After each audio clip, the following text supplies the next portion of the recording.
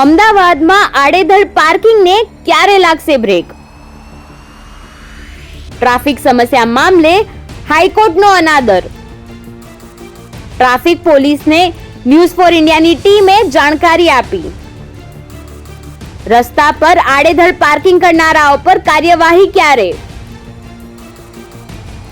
નમસ્કાર, news for ઇન્ડિયામાં આપનું સ્વાગત છે. હું હિમાની આપની સાથે.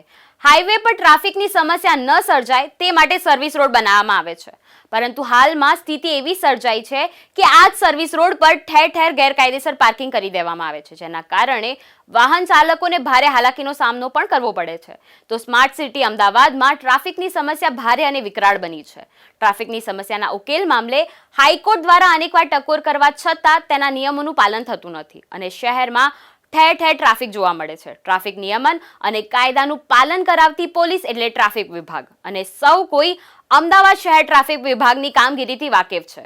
સાથે જ વાહન ચાલકોની બેદરકારી અને ટ્રાફિક પોલીસની આળસને કારણે શહેરમાં ટ્રાફિકની સમસ્યામાં વધારો થયો છે. સાણંદ ચોકડીથી લઈને ઇસ્કોન સુધીના સર્વિસ રોડ પર ગેરકાયદેસર રીતે વાહનો પાર્ક કરી દેવામાં આવે છે. ઉલ્લેખનીય છે કે ન્યૂઝ ફોર ઇન્ડિયાની ટીમ સર્વિસ રોડ પર પહોંચી હતી, ત્યારે આડેધડ પાર્કિંગને લઈને ટ્રાફિક પોલીસને ફોન કર્યો હતો, ત્યારે ટ્રાફિક પોલીસે કાર્યવાહી પણ કરી. ત્યારે પણ અહીં ચોરી ઉપર સે સીના ચોરી જેવા દ્રશ્યો સર્જાયા હતા. તો શું છે સમગ્ર મામલો, જોઈએ અમારો સ્પેશિયલ રિપોર્ટ. અમદાવાદમાં વાહનોની સંખ્યામાં જેમ જેમ વધારો થઈ રહ્યો છે તેમ તેમ ટ્રાફિકની સમસ્યામાં પણ વધારો થયો છે. અમદાવાદનો મોટા ભાગનો વિસ્તાર બ્લેક સ્પોટમાં સમાયેલો હોય તે પ્રકારની પરિસ્થિતિ સર્જાઈ છે. અમદાવાદના અનેક એવા જંકશનો છે જ્યાં અકસ્માતની સાથે સાથે ટ્રાફિક જામની સમસ્યા પણ જોવા મળે છે. આ સમસ્યાનો ઉકેલ લાવવા ટ્રાફિક પોલીસ અનેકવાર વાત તો કરે છે, પણ તેનું નિરાકરણ લાવી શકાતું નથી. SG highway, SP ring road અને 132 ફૂટ રોડ પર સૌથી વધુ ટ્રાફિક જામની સમસ્યા સર્જાય છે. તો વાહન ચાલકો દ્વારા પણ સર્વિસ રોડ પર ઠેર ઠેર ગેરકાયદેસર રીતે વાહનો પાર્ક કરી દેવામાં આવે છે.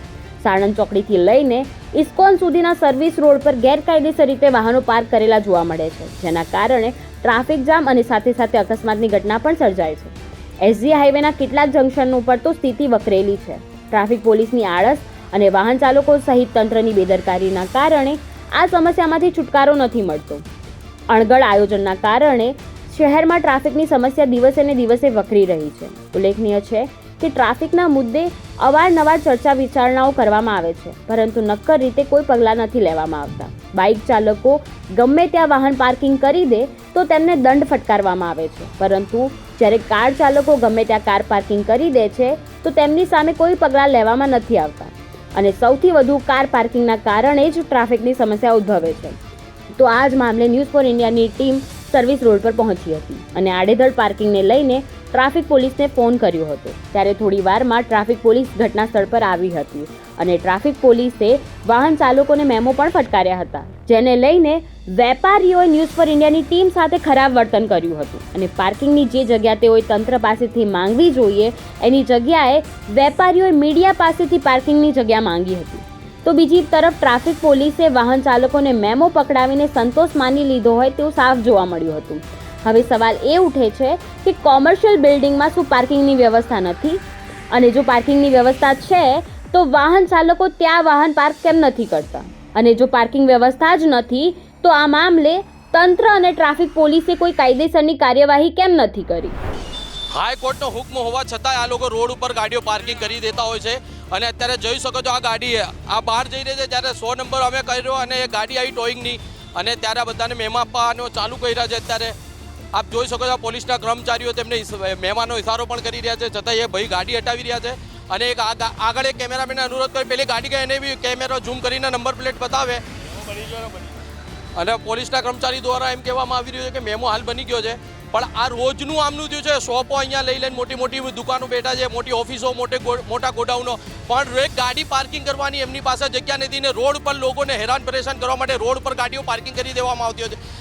આ કાયમનો છે ને હાઈકોર્ટના આદેશનો આ ભંગ કરી રહ્યા હોય તેવું લાગી રહ્યું છે. અત્યારે હાલના જે અહીંયા શોપના વેપારીઓ છે એ ગાળો બોલી રહ્યા છે ને ગાળ બોલી છે. મારી પાસે સ્ટીમ કેમેરો ચાલુ હતો, સ્ટીમ કેમેરો ચાલુ છે, મારી પાસે આવી ગયું છે એ કેમેરામાં. અત્યારે તમે બોલતા હતા શું કહો છો કે પેલા રિક્ષા વાળાને ખાડા પડી ગયા એમની શું આ બીજે બધે સામે શું વર્ડ્સ વાપર્યું એમને વર્ડ્સ બતાવો તમે. બીજે બધે જે થઈ રહ્યું છે એનો જવાબ આલો ને તમે.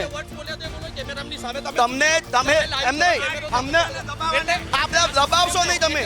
આ એટલે આ મારો ઘરનો કાયદો છે, આ મારો ઘરનો કાયદો છે. આ કાયદો કોનો છે? કાયદો કોનો છે? કાયદો કોનો છે? કાયદો કોનો છે? વાત સાચી. અમે ના નથી પાડતા, અમે દંડ ભરવાનું કહીએ છીએ. તમે પોકવા નહીં દેતા, બોલીને તમે પોકવા નહીં દેતા. અમે ના નથી પાડી, અમે ના નથી પાડી. અમે કહી દીધું ને કે દંડ ભરીએ છીએ. અરે આ ભાઈની આ રહી ગાડી, અને જોઈ શકો છો કે આ ડ્રાઇવિંગ શીખી રહ્યા હોય એવું એલ પણ લાગેલું છે એમના કાચ ઉપર, અને હાઈકોર્ટના હુકમનું પાલન નથી કરવામાં આવતું. અહીંયા પોલીસના અધિકારી પણ હાજર છે, છતાંય આ લોકો ગાડી મૂકવા માટે દાદાગીરીઓ કરી રહ્યા છે. આ હાઈકોર્ટના હુકમનો આદેશ માનવામાં નથી આવતો ને દાદાગીરી કરવામાં આવે છે. આ હાઈકોર્ટથી મોટા થઈ ગયા, આ હાઈકોર્ટથી અને કહે છે કે અમને પાર્કિંગ આપો. પાર્કિંગ આપવું અમારું કામ નથી, પાર્કિંગ આપવું તમારું કોમ્પ્લેક્સ વાળાનું કામ છે.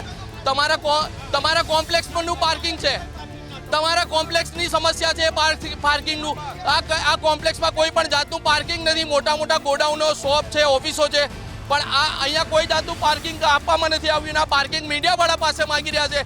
અહીંના અમારા બુદ્ધિશાળી વેપારીઓ જે પાર્કિંગ મીડિયા દ્વારા માંગી રહ્યો છે, પાર્કિંગ કોર્પોરેશન પાસે માંગવાની હોય પાર્કિંગ. અને આ હાઈકોર્ટનો હુકમ છે, આ હાઈકોર્ટનો હુકમ છે. આ હુકમ કોનો છે?